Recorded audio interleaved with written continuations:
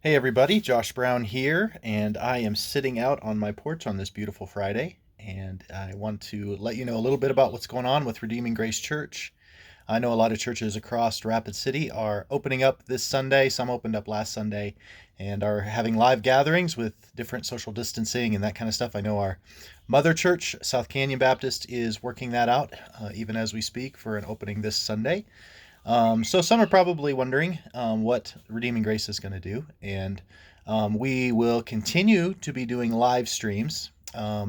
Our meeting place is the Journey Museum, and so in some ways we have to abide by their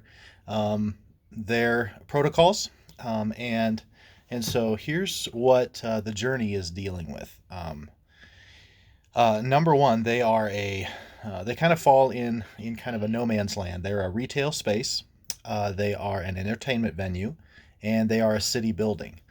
So the different rules and requests that are being made by the city, CDC, all the different areas that are giving recommendations, they need to do all they can to abide by those. And so the gatherings of 10 is still in effect for them um, until May 31st. So now also it's important to realize that as a museum, the museum is designed to be very tactile and touch. So it's not like just opening up something else. Like everything in the museum is designed to be touched, felt, experienced, kind of that kind of stuff, and so and aimed at in a lot of ways towards kids. So what they're having to think about on a very small staff is how would we um, follow behind every single attender of the museum and then sanitize everything they touch. And so they just have a lot to think about. It's more like trying to open up the library than it is to try than opening up the Outback or something like that. So it's a place that's meant to be in physical contact all the way through the entire museum. And so on their trim staff, they've got to think through the responsible way to do that. And then what that means for us is while we're not touching everything, we are going to be in their space. And so they have to do all that they can to make sure that they keep us safe and in proper. I'm just all that to say, when you really think through what all they have to deal with and the different factors they have to keep in mind, it's going to take them a little longer to be able to open up than a church that has its own building and can manipulate a lot of things for its own good. So their staff, the executive director, their board of directors, like everything has to line up for us to be able to be there. So at this point, the kind of tentative thought is that maybe starting in June, we could start with the lifting of the groups of 10. There may be some ability to do more stuff like that. Now, maybe before that or whatever, but that's kind of the situation we're in. Now, I am prone to. We could probably find some other ways to meet other, and try to really make it happen. But I think that could be confusing if we're having to do a different time and place um, when the journey is the place that we're wanting to be identified with as our regular normal location. So I'm more willing to kind of wait a couple weeks if that means that we can stay kind of in the general flow of where we ultimately want to be. If we're all of a sudden changing service times and having different locations, and we do that too long, it's we're going to kind of lose the trajectory that we're trying to get. So if this prolongs super long, then we'll think about those things. But for now, it just seems wise to be patient.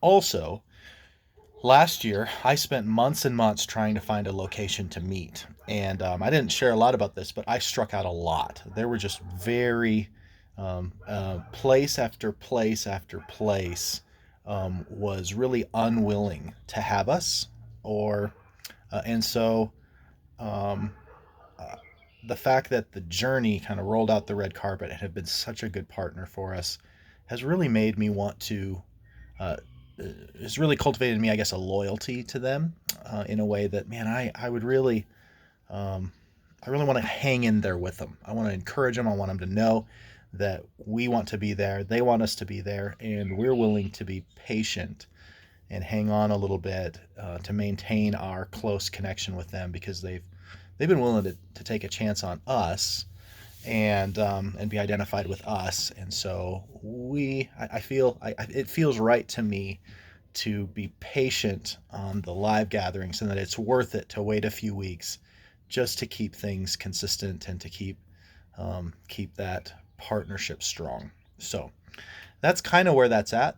That's a kind of a longer explanation of what's going on, but I was hoping maybe that would be helpful in just helping you understand some of the calculations that are going on in our minds.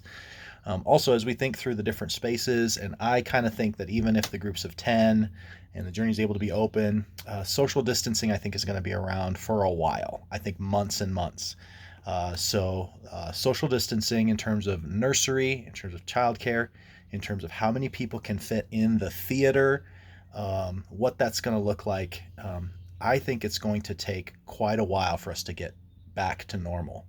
And I think those churches that are meeting this Sunday and trying to comply with all that's requested of them are going to experience that.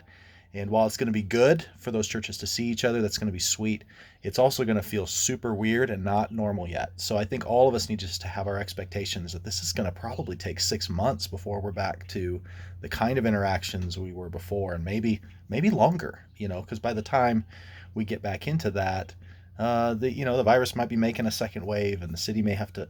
It's just I think we just need to continue to be patient, hang in there, stay the course, and we are thinking through all of those things. Thinking through what that means for small groups. Ideally the small groups are kids are playing together, you're sharing a meal together, you're in each other's homes, and it's probably going to be more like, hey, meet around the fire pit outside and don't go inside for a while. And okay, maybe you can do some stuff inside for a few months, but we're not going to do a meal yet. And so, I mean, it's just going to take months before it gets back to normal. So I don't say that to discourage you, but just to give you more of a framework and a timeline that closing down everything was relatively easy. Opening things back up is the real challenge for pastoral leadership, in a way that is sensitive to everybody's different consciences, that leads the congregation to be loving, compassionate, understanding, and patient with one another.